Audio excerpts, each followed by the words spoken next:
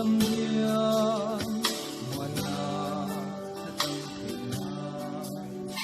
nắng lệ lấy quan lệ kia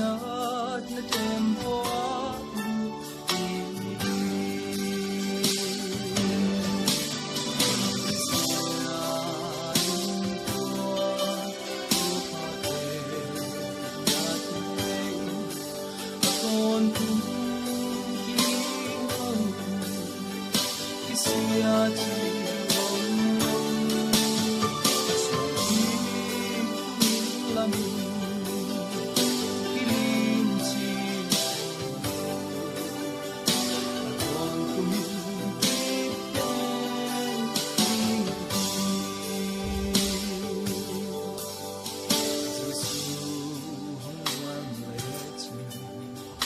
na đầm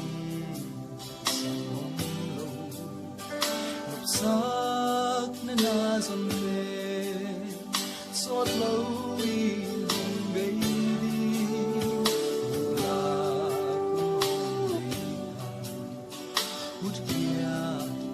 lại lâu chỉ mang bật hôn cùng mai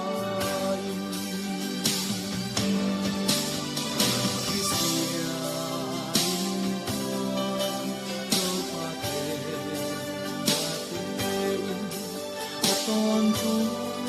kiếm lâu khi xưa chỉ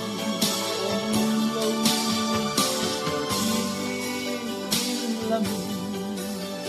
khi chỉ ôm con chung kiếm tên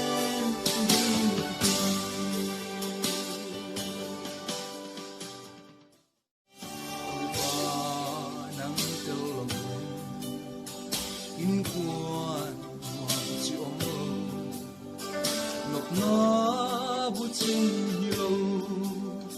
su lệ pa lệ na đê nắng hoa cà phê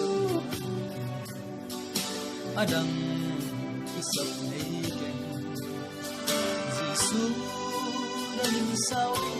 hồng